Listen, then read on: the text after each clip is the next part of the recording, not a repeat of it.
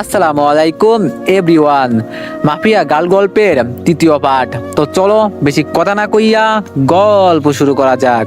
রেগে মেগে মোবাইলটা ছুঁড়ে মারলাম, তারপর বিছানা ছেড়ে উঠে গিয়ে টেবিলের উপর থাকা ল্যাপটপটা ওপেন করে অটো কোডিং দিয়ে ফেসবুকটা ফিরিয়ে আনলাম। এটা করতে পুরোপুরি 10 মিনিটও লাগেনি। আবার মাফিয়া গাল আমার সাথে টক্কর নিতে আসে। তারপর ফেসবুকটাকে সিকিউরিটি করে বের হয়ে আসলাম। কোনোদিন যদি মাফিয়া গালকে সামনে পাই, গাল দুটো লাল করে দিব সোজা। অ্যাকাউন্ট সিকিউরিটি করে আবারও শুয়ে পড়লাম। এবারে শোয়াতে কখন যে ঘুমিয়ে গেছি তা বলতে পারবো না। বিকালবেলায় শামীম ফোন দিয়ে ঘুম ভাঙাই। শামীম বলল, আকাশ চল আজকে কোথা থেকে ঘুরে আসি। আমি বললাম, বেটা ঘুম থেকে তুলে বলিস ঘুরতে যেতে, কত আরামেই ঘুমটাই নাই গিয়েছিলাম। শামীম বলল, এই রাখ তোর ঘুম, 10 মিনিটের মধ্যে তামান্না আবাসিকের সামনে আসবি। আমি বললাম, সারা গরু ঘুমটাই মাটি করে দিয়েছিস পুরো। ওকে দাঁড়া আসছি। তারপর ফোন রেখে দিয়ে গায়ে শার্ট লাগিয়ে নিলাম। তারপর জায়গা মতো চলে গেলাম। সেখানে গিয়ে দেখি শামীম আগ থেকেই হাজির। শামীম বলল, বাহ মহারাজ এসেছেন। আমি বললাম, ধুর বেডা, শান্তির ঘুম শেষ করলি আমার। সুমন বলল, হ্যাঁ তোমার শান্তির ঘুমই খালি নষ্ট করে মানুষ। বেলা বাজে কয়টা আর তুমি পড়ে পড়ে ঘুমাও। আমি বললাম, গরু দামড়া পাঠা, বউ জুটবে না তোর। শামীম বলল, ওকে না জুটলে নাই, চল এখন ঘুরে আসি। আমি বললাম, ওকে চল। তারপর দুইজন মিলে ঘুরতে চলে গেলাম। অনেক রাত পর্যন্ত দুইজন মিলে ঘোরাঘুরি করেছি, রেস্টুরেন্টেও খেয়েছি। সমস্ত বিল শামীম দিয়েছে। রাত বাজে 10টা। ঘোরাঘুরি শেষ করে দুজন দুজনের বাসায় চলে আসলাম। বাসায় এসে হাত মুখ দিয়ে ফ্রেশ হয়ে শুয়ে পড়লাম। শরীর অনেক ক্লান্ত, তাই শুতেই ঘুমিয়ে গেছি। সকালবেলায় ঘুম থেকে উঠে রেডি হয়ে কলেজে চলে গেলাম। কলেজে গিয়ে দেখি গেটের মধ্যে রামিসা দাঁড়িয়ে আছে। সে আমাকে দেখতে পেয়ে বলল, যাক ভালোই হয়েছে, চলেন আপনার সাথে আমার কিছু কথা আছে। আমি বললাম, বাহ, আর সূর্য কোন দিক দিয়ে উঠেছে, আচ্ছা চলো। দুইজন এক পাশে চলে গেলাম। আমি বললাম, হ্যাঁ এবার বলো। রামিসা বলল, আমি আপনার সাথে বন্ধুত্ব করতে চাই। রামিসার কথা শুনে সত্যি মনে হচ্ছে সূর্য আজ উল্টো দিশা ধরে উঠেছে। এই কি হয়েছে বলো তো, তুমি আজ নিজ থেকে আমার সাথে ফ্রেন্ডশিপ করতে চাইছো, কারণ কি? তুমি তো পড়ার বিষয় ছাড়া কোনো কিছু নিয়ে কথা বলতে বারণ করছো। রামিসা বলল, দেখুন আসলে আমার জীবনে অনেক বড় একটা ধাক্কা খেয়েছি আমি, তাই কাউকেই বিশ্বাস করতে পারি না আমি, অনেক ভয় হয় আমার। কিন্তু আপনাকে আমার অনেক বিশ্বাস হয়, তাই আমি আপনার সাথে বন্ধুত্ব করতে চাই। আমি বললাম, কি নিয়ে ধাক্কা খেয়েছো? রামিসা বলল, তা না হয় পরে কোনো একদিন বলবো নি, এখন কি বন্ধুত্ব করবেন আমার সাথে? আমি বললাম, আচ্ছা। রামিসা বলল, আচ্ছা মানে কি ধরে নিব আমি বন্ধুত্ব করেছেন? আমি বললাম, হ্যাঁ। কিন্তু তাহলে তুমি আমায় আপনি বলতে পারবেন না, তুমি করে বলতে হবে। রামিসা বলল, ওকে আপনি বলবো না, তুমি করেই বলবো। রামিসার সাথে বন্ধুত্ব হয়ে কি যে খুশি লাগছে তা বলে বোঝাতে পারবো না, কারণ ভালোবাসার প্রথম ধাপ বন্ধুত্ব। রামিসার সাথে আমার সেটাই হয়েছে। এর মাঝে কয়েকটা দিন কেটে গেছে। ধীরে ধীরে দুজনের বন্ধুত্ব আরো গভীর হয়ে গেল। দুজন দুজনের অনেকটা ক্লোজে চলে এসেছি। সে আমার সাথে বন্ধুত্ব মতোই আচরণ করে, কিন্তু আমার আচরণে তাকে যে আমি ভালোবাসি সেটা তাকে বোঝানোর ট্রাই করি। তবে সবকিছুর ভিতরে মাফিয়া গাল আমার মন থেকে সরেনি। তাকে এখনো খোঁজ করে বেড়াচ্ছি আমি, কিন্তু কোনো খোঁজ এখনো পাইনি। তবে রামিসাকে আমার কিছুটা সন্দেহ হয়, কারণ তার হাতের কালো দাগটা মাফিয়া গালের সাথে মিল। কিন্তু তাকে কখনো আমি কিছু জিজ্ঞেস করিনি, কারণ সে যদি না হয় পরে আমাকে বিপদে পড়তে হবে। তবে যেই দিন সত্যি মাফিয়া গালের খোঁজ পাবো সেই দিন তাকে ধরবো। সেটা যদি রামিসাও হয় তাহলেও তাকে ধরবো। এভাবেই দিন কাটতে থাকে। একদিন সকালবেলা ঘুম থেকে উঠে কলেজে যাওয়ার জন্য ফ্রেশ হচ্ছি। ব্রাশ হাতে নিয়ে ওয়াশরুমে দাঁড়িয়ে দাঁড়িয়ে হেলান দিয়ে দাঁত ব্রাশ করছি। হঠাৎই ওয়াশরুমের আয়নায় কিছু একটা চোখ পড়লো। ভালো করে লক্ষ্য করে দেখলাম আমার পিছনে বড় বড় মাস্ক পরে কেউ একজন দাঁড়িয়ে আছে। মাস্ক আর চেহারার আকৃতি দেখে বুঝতে বাকি রইল না যে আমার পিছনে মাফিয়া গাল দাঁড়িয়ে আছে। আজ মাফিয়া গালের শেষ দিন, কিয়ামত ঘটিয়ে দিব মাফিয়া গালের। সাথে সাথে ঘাড় ঘুরিয়ে পিছনে তাকালাম, কিন্তু অবাক করার বিষয় পিছনে কাউকেই দেখতে পেলাম না। মিনিটের মধ্যেই মাফিয়া গাল যেন কোথাও হাওয়া হয়ে গেল। কিরে গেল কোথায় সে? সারা ওয়াশরুম চোখ বুলিয়ে দেখতে লাগলাম, কিন্তু কোথাও মাফিয়া গালকে দেখতে পেলাম না। মিনিটের মধ্যেই কোথায় উধাও হয়ে গেল মাফিয়া গাল। মাথায় তো কিছুই খেলছে না, চার দেওয়ালের মাছ থেকে হাওয়া হয়ে যায় কি করে? মাফিয়া গাল কি সত্যি এখানে এসেছিল? না, আমি চোখে ধাঁধা দেখেছি। নিজেকে চিমটি খেয়ে দেখলাম, না সত্যিই তো এখানে কেউ নাই। তার মানে আমি চোখে ধাঁধা খেয়েছি। উফ আল্লাহ, এই মাফিয়া গালকে যে আমি কি করব তা আমি নিজেও জানি না। খালি সময়ের অপেক্ষায় আছি, সময়টা হোক একবার, তারপর তাড়াতাড়ি ফ্রেশ হয়ে বের হয়ে এলাম ওয়াশরুম থেকে। তারপর নাস্তা করে কলেজের উদ্দেশ্যে রওনা দিলাম। কলেজে পৌঁছে রামিসার সাথে ক্লাসে চলে গেলাম। শামিমাস কেন জানি কলেজে আসেনি। আমি আর রামিসা ক্লাস শেষ করে আড্ডা দিতে বসলাম একটা নির্জন জায়গায়। রামিসা বলল, আচ্ছা আকাশ, তোমায় একটা কথা বলি আমি বললাম, হ্যাঁ বলো। রামিসা বলল, আচ্ছা কোনোদিন যদি আমার সম্পর্কে এমন কোনো কিছু শোনো তুমি, যেটা তুমি কোনোদিনই আমার থেকে এক্সপেক্ট করনি, তখন কি করবে? আমি বললাম, মানে কি বুঝলাম না। রামিসা বলল, আরে তেমন কিছু না, এমনি বলো যে তখন তোমার রিয়াকশন কেমন হবে। আমি বললাম, অবাক করার কোনো কিছু শুনলে তো অবাকই হব, কিন্তু কি শুনবো সেটা তো বলো। রামিসা বলল, আরে বললাম তো তেমন কিছু না, এমনি মনে হলো কথাটা মনের মধ্যে, তাই জিজ্ঞেস করলাম। আমি বললাম, রামিসা তোমায় একটা কথা বলি, প্লিজ আমার থেকে কখনো কোনো কথা লুকিও না তুমি, কারণ তুমি জানো না যে তোমার জন্য আমার মনে কতটুকু জায়গা রয়েছে।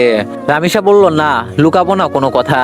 আমি বললাম, আচ্ছা রামিসা আরেকটা কথা, আমি চাই তুমি আমার সাথে সারা জীবন থাকো। রামিসা বলল, সারা জীবন কি করে থাকবো, আজ না হয় একই সাথে পড়ি, দেখে এতটা মিল মহব্বত, কিন্তু একদিন না একদিন তো ছেড়ে যেতেই হবে। রামিসার কথা শুনে কলিজাটা মোচড় দিয়ে উঠলো। আমি যেন কথাটা শোনার জন্য প্রস্তুত ছিলাম না। না, যত যাই হোক রামিসা আমায় ছেড়ে যেতে পারে না। আমি আমার জীবনের বিনিময় হলেও তাকে আটকে রাখবো আমার কাছে। খপ করে রামিসার হাত চেপে ধরলাম। রামিসা বলল, এই আকাশ কি করছো কি? আমি বললাম, রামিসা না, তুমি আমায় ছেড়ে কখনো কোথাও যাবে না, আমি তোমায় কোথাও যেতে দিব না। যেই দিন তোমায় প্রথম দেখি সেই দিনই ভালোবেসে ফেলি তোমায়, প্লিজ তুমি আমায় ছেড়ে কোথাও যাবে না। রামিসা বলল, এই আকাশ তোমার কি মাথাটা খারাপ হয়ে গেল নাকি? কি সব আবল তাবল বকতেছো? আমি বললাম, না আমার মাথা খারাপ হয়নি রামিসা, আই লাভ ইউ, আমি তোমায় সত্যি অনেক বেশি ভালোবাসি। রামিসা বলল, আকাশ তোমার সত্যি মাথা খারাপ হয়ে গেছে, তুমি আমার ব্যাপারে কোনো কিছুই জানো না, তা না জেনেও পাগলামো করছো। যখন সবটা জানবে তখন তুমি আমার চেহারাও দেখতে চাইবে না। আমি বললাম, না আমি এত কিছু শুনতে চাই না, আমি ব্যাস তোমাকে চাই, আর কিছু দেখার সময় আমার নেই। রামিসা বলল, আকাশ আমায় তুমি ক্ষমা করো, আমি তোমাকে ভালোবাসতে পারবো না, তবে হ্যাঁ তোমার ব্যাপার নিয়ে ভেবে দেখবো, যদি মন থেকে কোনো সাড়া পাই তাহলে হ্যাঁ করবো তোমাকে, কিন্তু আমার মনে হয় না যে আমার মন হ্যাঁ করবে, কারণ আমার জীবনের অনেক বড় একটা মাকসাদ আছে, আমার ফোকাস শুধু সেটা নিয়েই, এর মধ্যে নতুন করে প্রেম ভালোবাসা জন্ম নিবে না কখনোই। রামিসা কি সব মাকসাদের কথা বলছে, কিন্তু আমার তো তাকে চাই, শুধুই তাকে চাই। না, আমি রামিসাকে নিজের করেই ছাড়বো, সেটা যে কোনো কিছুর বিনিময়ে হোক, দরকার হয় আমার পুরনো রূপ ধারণ করব, তাও আমি রামিসাকে নিজের করে ছাড়বো। রামিসা তোমার যত সময় লাগে তুমি নাও, তাও প্লিজ আমার তোমাকে চাই। রামিসা বলল, আকাশ আমি বললাম তো আমি ভেবে দেখবো, প্লিজ এমন পাগলামো করো না। আমি বললাম, আচ্ছা ঠিক আছে। রামিসা বলল, হ্যাঁ চলো এবার উঠা যাক, অনেকটা সময় হয়েছে, বাসায় যাওয়া দরকার। আমি বললাম, হ্যাঁ চলো। তারপর রামিসাকে বিদায় দিয়ে বাসায় চলে আসলাম। বাসায় এসে ফ্রেশ হয়ে খেয়ে নিয়ে নিত্যদিনের রুটিন ফলো করলাম। শুয়ে শুয়ে কিছুটা সময় ফেসবুকিং করব, তারপর ঘুমিয়ে পড়ব। আজকেও একটা অবাক করা কাণ্ড ঘটলো। ফেসবুকে ঢোকার সাথে সাথে আজকেও মাফিয়া গার্ল আমার ফেসবুক অ্যাকাউন্ট হ্যাক করার চেষ্টা করেছে, কিন্তু করতে পারিনি, কারণ আমি টাইট সিকিউরিটি করে রেখেছি। কারোর বাপের সাধ্য নাই যে আমার অ্যাকাউন্ট হ্যাক করবে। তৎক্ষণাৎ একটা মেইল আসলো মাফিয়া গার্ল নামক একটা ব্ল্যাক জিমেল থেকে। নিজেকে অনেক বড় কিছু ভাবিস তুই, আমিও দেখব তুই কতদিন নিজেকে গুটিয়ে রাখতে পারিস। মেইলটা দেখে চরম লেভেলের মেজাজ খারাপ হয়ে গেল। ইচ্ছে করছে মাফিয়া গার্লকে ধরে এনে কানের নিচে কয়েকটা লাগিয়ে দিই, কিন্তু তাকে পাবো কোথায়? তার কোনো ইনফরমেশনই তো আমার কাছে নেই। এই দিকে রাগের মাত্রা আরো দ্বিগুণ হয়ে গেল। দাঁড়া, আজ তোর 12টা বাজাচ্ছি, এমন গালি দিব তোকে তুই নিজে এসে আমার কাছে ধরা দিবি। মাফিয়া গালে সেই জিমেলটাতে ক্লিক করলাম। জিমেলটাতে ক্লিক করতেই সেটা উধাও হয়ে গেল। ইরোর দেখাচ্ছে জিমেলটাতে ক্লিক করার পর। আমার বুঝতে বাকি নেই যে আমায় ব্ল্যাক জিমেল থেকে মেইল করেছে, যেটা মিনিট কয়েকের মধ্যে ইরোর হয়ে যায়। এটা দেখে আরো রাগ উঠে গেল। এবার আর নিজেকে কন্ট্রোল করে রাখতে পারলাম না, সাথে সাথে নিলয়কে ফোন দিলাম। নিলয় বলল, হ্যাঁ ভাই বলেন। আমি বললাম, কাল সকালের আগে মাফিয়া গালের ডিটেলস এনে দিবি আমায়। নিলয় বলল, ভাই এই কাজটা আমার দ্বারা হবে কিনা জানি না, তবে আমি আমার সবটা দিয়ে ট্রাই করব। আমি বললাম, আমি পারিনি এই শব্দটা শুনতে চাই না, আমার মাফিয়া গালের ডিটেলস চাই, ওর রক্ত চুষবো আমি। তারপর ফোন রেখে দিলাম। মাফিয়া গাল এবার পালিয়ে যাবি কোথায় সেটা আমিও দেখব। তারপর সারা শরীর ভরা রাগ নিয়ে ঘুমিয়ে পড়লাম। বিকালবেলায় ঘুম থেকে থেকে উঠে ফ্রেশ হয়ে কাকুর দোকানে চলে এলাম। কাকুর দোকানে বসে চা খাচ্ছি। তখনই পাশের কয়েকজন মানুষ বসে আলোচনা করছিল আজ মাফিয়া গাল নাকি আবার লাইভে এসেছিল। লাইভে এসে শহরের নাম করা পলিটিশিয়ান ওবায়দুলকে নেক্সট টার্গেট বলে ঘোষণা করেছে। শুধু তাই নয়, আজও নাকি সে আগুনকে একটা মেসেজ দিয়েছে, আগুন যদি অতি শীঘ্রই তার সাথে যোগাযোগ না করে তাহলে সে শহরের সব কয়টা দুর্নীতিবাজকে একে একে মেরে ফেলবে। লোকগুলোর মুখ থেকে এইসব শুনে মাথায় তো পুরো বাজ পড়ছে মতো অবস্থা। মাফিয়া গাল লাইভে এসে এত কিছু বলে গেল, অথচ আমি ঘুমিয়ে পুরো দুনিয়াদারি লাঠি উঠিয়ে দিয়েছি। না, এবার তো কোনো হেস্তনেস্ত করতে হবে, কারণ আমার জানা মতে ওবায়দুল তো কোনো খারাপ পলিটিশিয়ান না। তাকে কেন টার্গেট বানিয়েছে সে? আগে যাদের মেরেছে তারা না হয় খারাপ ছিল, কিন্তু ওবায়দুল তো তাদের মতন না। এইসব নিয়ে ভাবছিলাম, তখনই একটা পরিচিত নাম্বার থেকে ফোন এলো। বাবা কেমন আছিস? আমি বললাম হ্যাঁ মা ভালো, তুমি কেমন আছো? মা বলল তোকে ছাড়া কি করে ভালো থাকি বল, সেই কবে বাড়ি ছেড়েছিস, আজ কতদিন হলো তোকে দেখি না। আমি বললাম মা, তোমার ছেলে মানুষ হওয়ার জন্য খারাপ মহল ছেড়েছে, তাতে কষ্ট পাওয়ার কি আছে, তোমাদের তো আরো খুশি থাকার কথা। মা বলল সে যাই হোক না কেন, কিন্তু কোন মা তার সন্তানকে এতদিন না দেখে ভালো থাকতে পারে? আমি বললাম মা প্লিজ মন খারাপ করিও না, আমি খুব তাড়াতাড়ি বাড়িতে আসবো। মা বলল বাবা খুব তাড়াতাড়ি না, কালকেই তুই বাড়িতে আয়। আমি বললাম মা কাল কি করে আসবো বলো, আমার ক্লাস চলছে তো। মা বলল সেই সব আমি জানি না, তুই কাল বাড়িতে আসবি। আমি বললাম আম্মু প্লিজ এমন পাগলামো করো না, আমি বললাম তো আমি কয়েকদিনের মধ্যেই বাড়িতে আসবো, তখন তুমি তোমার ছেলেকে মন ভরে দেখে নিও। মা বলল আচ্ছা ঠিক আছে যা, কিন্তু খুব তাড়াতাড়ি আসবি বলে দিলাম কিন্তু। আমি বললাম হ্যাঁ মা খুব তাড়াতাড়ি আসবো, এবার রাখি কেমন? মা বলল আচ্ছা। আম্মুর সাথে কথা বলে ফোন রেখে দিলাম। আজ কতদিন পর মায়ের সাথে কথা বললাম আল্লাহ ভালো জানে, সেই কবে বাড়ি ছেড়ে এসেছি, এখন অবধি বাড়ি যাইনি। মা আমায় দেখার জন্য কেমন উথাল পাতাল হয়ে আছে। না, কিছুদিনের মধ্যেই একবার বাড়ি যাব আমি, কিন্তু আমি যেই কারণে বাড়ি ছেড়ে এসেছি সেটা এখনো হয়নি। বাসার লোক সবাই জানে আমি নিজের জীবন গোছানোর জন্য বাড়ি ছেড়েছি, কিন্তু এর পিছনেও যে একটা রহস্য লুকিয়ে আছে সেটা কেউ জানে না। তবে হ্যাঁ, আমি সাকসেস হয়েই ছাড়বো। তারপর নিজের বাসায় চলে আসলাম। বাসায় এসে কিছুটা সময় বই নিয়ে ঘাটাঘাটি করে উঠে পড়লাম। কোনো কিছুতেই যেন মন বসছে না, কারণ কখন সকাল হবে আর কখন নিলয় আমাকে মাফিয়া গালের ডিটেলস দিবে, সেই চিন্তায় খালি মাথায় ঘোরাঘুরি করছিল। যাক, কোনো রকমে খেয়ে দিয়ে ঘুমিয়ে পড়লাম রাতে।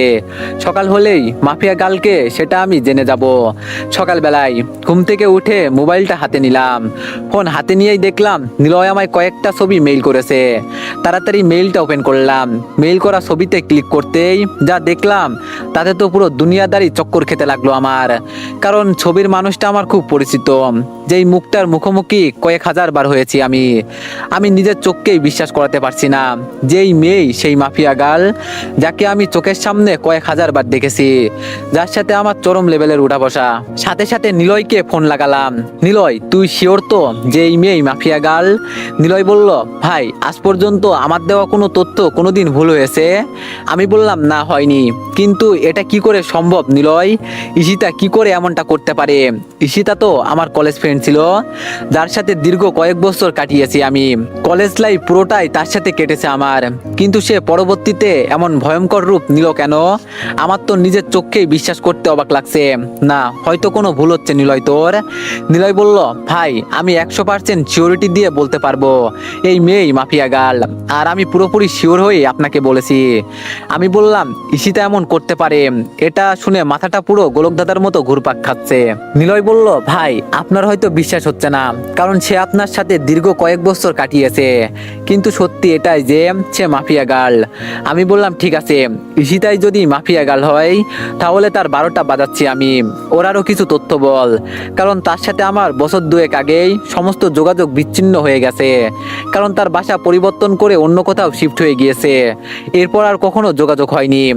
নিলয় বলল ভাই এরপর আর কোনো তথ্যই আমি পাইনি, কারণ এই মেয়ে সব জায়গা থেকে তার ইনফরমেশন হাতিয়ে নিয়েছে, তার থেকে ভয়ঙ্কর একটা কাণ্ড করেছে সে। আমি বললাম কি করেছে? নিলয় বলল, ভাই এই মেয়ে প্লাস্টিক সার্জারি করে তার আগের চেহারা পরিবর্তন করে ফেলেছে। এই মেয়েকে এখন খুঁজে বের করা ইম্পসিবল আমার মতে। তবে আপনার দ্বারা হয়তো সেটা কষ্টের হবে না, কিন্তু ভাই মেয়ের মাথা ভয়ঙ্কর চাকুর মতো চলাচল করে। গতকাল আপনি ফোন দেওয়ার পর আমি কম হলেও 50টার উপরে ছেলে লাগিয়েছিলাম মাফিয়া গার্লকে খুঁজে বের করার জন্য, কিন্তু অবশেষে সবাই খালি হাতে ফিরেছে। কিন্তু একজন খালি তার কিছু ছবি কালেক্ট করেছে। তবে বর্তমান সময়ে সে দেখতে কেমন তার কোনো কিছু ছিটেফোঁটা বা চিহ্ন খুঁজে পাইনি। আর হ্যাঁ ভাই, একটা কথা, এই মেয়ের নামের মতোই তার কাজকর্মগুলো বেশ ভয়ঙ্কর। কারণ তার ইন্টারনেট ডাটাবেস আমি হ্যাক করে তথ্য বের করতে চেয়েছিলাম, কিন্তু কোনো মতেই সেটা পসিবল হয়নি। এই মেয়ে হ্যাকিংয়েরও মাস্টার। আমি নিলয়ের মুখ থেকে ঈশিতার এইরূপ কর্মকাণ্ডের কথা শুনে এবার আর জায়গায় স্থির থাকতে পারলাম না। নিলয় কি বললো ঈশিতার সম্পর্কে এগুলো? যেই মেয়ে কলেজ লাইফে থাকতে এতটা সাদাসিধা ছিল, তার মধ্যে কয়েক বছরের ব্যবধানে এতটা হিংস্রতা কি করে আসতে পারে? মাথায় তো কিছুই খেলছে না। আচ্ছা নিলয়, আমি ফোন রাখলাম, পরে কথা হবে তোর সাথে। আর শোন, মাফিয়া গালের খোঁজ চালু রাখিস। নিলয় বলল, আচ্ছা ভাই। নিলয়ের সাথে কথা শেষ করে ঠাই সেই জায়গাটাতেই দাঁড়িয়ে আছি। আমার যেন নিজের কানকে এখনো বিশ্বাস করাতে পারছি না যে ঈশিতাই বর্তমান জগতে সবচাইতে খাতারনাক মাফিয়া, যার ভয়ে বড় বড় নেতারা এখনো আতঙ্কে আছে। আধা ঘন্টা নাগাদ একই জায়গায় দাঁড়িয়ে আছে। ঝাটকাটা মারাত্মক লেভেলের ছিল, তাই হয়তো এখনো ঘোর কেটে উঠতে পারিনি। অনেকটা সময় পর সেন্স ফিরে এলো। না, আমার এখন উতলা হলে চলবে না, আমাকে ঠান্ডা মাথায় কাজ করতে হবে। এখন আগে নিজেকে শান্ত করি, পরে মাফিয়া গার্লকে নিয়ে ভাবা যাবে। ফ্রেশ হয়ে চলে গেলাম। একটু পর ফ্রেশ হয়ে বের হয়ে এসে নাস্তা করে কলেজের উদ্দেশ্যে রওনা হলাম। আজও শামীম কলেজে আসেনি। হারামিটার কি যে হলো কে জানে। মাফিয়া গালের টেনশনে শামীমকে আর ফোন দেওয়া হয়নি। এইদিকে রামিসাকেও দেখছি না। দূর, না আসলে না আসুক, একসাথে এত টেনশন মাথায় বয়ে নিয়ে বেড়াতে পারবো না। আমি ক্লাসে চলে যাই। ক্লাসে চলে গেলাম। সেখানে গিয়ে দেখি রামিসা আগে থেকেই ক্লাসে এসে বসে আছে। আমি গিয়ে তার পাশের সিটে বসে পড়লাম। রামিসা বলল, আকাশ কি হয়েছে? তোমাকে এত চিন্তিত দেখাচ্ছে কেন? কিছু হয়েছে কি? আমি বললাম, না তেমন কিছু না। রামিসা বলল, তেমন কিছু না বললে তো আর সব সমাধান হবে না। তোমার চেহারায় স্পষ্ট ফুটে উঠেছে যে তুমি কিছু একটা নিয়ে বেশ চিন্তিত। কি হয়েছে বলো আমায়, নাকি আমার বিষয়টা নিয়ে টেনশন করছো? আমি তো বললামই ভেবে দেখবো, তাও কিসের চিন্তা? হ্যাঁ, আমি বললাম, আরে না রামিসা, সেই সব কিছুই না। আমি এমনি বাসার ব্যাপার নিয়ে কিছুটা ঝামেলায় আছি, তাছাড়া কিছুই না। রামিসা বলল, আরে তুমি টেনশন করিও না, সব ঠিক হয়ে যাবে। রামিসার কথার আর কোনো উত্তর দিলাম না, চুপচাপ বসে আছি। কারণ কি বা বলবো তাকে? আমার টেনশন যে অন্য জায়গায়, সেটা তো তাকে বলা যাচ্ছে না, তাই চুপচাপ থাকাটাই ভালো। এমন সময় স্যার ক্লাসে আসলো। স্যার এসে ক্লাস করাতে শুরু করলো, সেই দিকে ফোকাস করলাম। ক্লাস শেষ করে বাসার দিকে রওনা দিয়েছি। পিছন থেকে রামিসা ডাক দিল, এই আকাশ, আজ এত তাড়াহুড়ো করে কোথায় যাচ্ছ? হ্যাঁ, আমার সাথে আজ কথা বলবে না বুঝি? আমি বললাম, আরে পাগল, সেই সব কিছুই না, এমনি ভাবলাম বাসায় চলে যাই, তাই আর কি। রামিসা বলল, বাহ ভালোই তো, আমাকে ইগনোর করছো, সেটা তো বেশ ভালোই বুঝতে পারছি আমি। আমি বললাম, রামিসা সত্যি সেই সব কিছু না? রামিসা বলল, তাহলে চলো ক্যান্টিনে বসে কফি খাবো। রামিসা আমায় জোর করে ক্যান্টিনে নিয়ে গেল।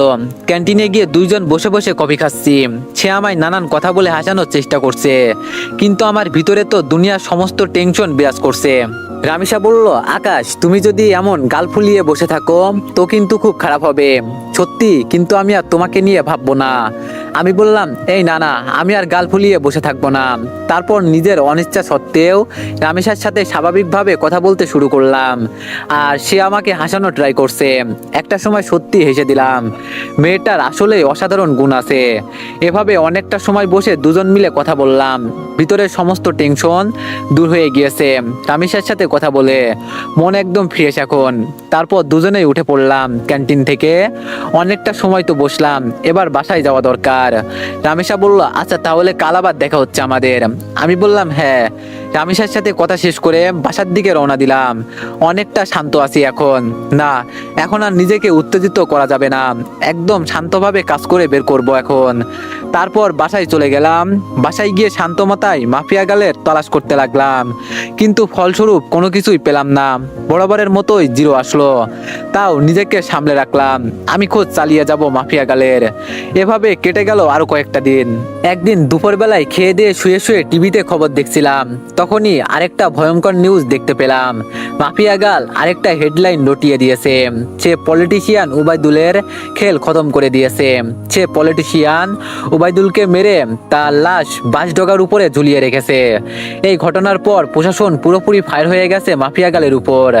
দেশের মানুষ সবাই জানে যে মাফিয়া গাল 2 নম্বর মানুষদের খেল খতম করেছে, কিন্তু তারপরেও প্রশাসন তো আর চুপ থাকতে পারে না, কারণ সাজা দেওয়ার হলে দেশের প্রশাসন দিবে। দেশের আইন কানুন বলতেও অনেক কিছু রয়েছে, কেউ তো আর তার ঊর্ধ্বে যেতে পারে না। প্রশাসন পুরো হাত পা বেঁধে নেমেছে মাফিয়া গালকে খোঁজার জন্য। এবার হয়তো একটা হেস্তনস্ত করেই ছাড়বে প্রশাসন, কিন্তু আমিও তো হাল ছাড়ার মানুষ না। প্রশাসন মাফিয়া গালকে খুঁজে বের করার আগে আমিও তাকে খুঁজে বের করব, কারণ আমার তাকে আগে চাই। তাড়াতাড়ি নিলয়কে ফোন দিলাম আবার, সে হয়তো কোনো ক্লু দিতে পারবে আমায়। এতদিনে হয়তো কিছু হলেও হাতে লেগেছে তার। নিলয় বলল, ভাই দুঃখিত, এখনো আমি মাফিয়া গালের কোনো খোঁজ পাইনি, আর আমার মনেও হয় না যে আমি তার কোনো খোঁজ বের করতে পারবো। আমি বললাম, আচ্ছা ঠিক আছে, তাও তুই খোঁজ জারি রাখ। তারপর ফোন রেখে দিলাম। এবার সত্যি মনে হচ্ছে আমার মাঠঘাট বেঁধে নামতে হবে, কারণ এরপর আর অপেক্ষা করলে প্রশাসনের হাতে মাফিয়া গাল ধরা পড়বে। কারণ মাফিয়া গাল যত যাই করুক না কেন, সে একটা ভুল কাজ করেছে, তার কোড দিয়ে।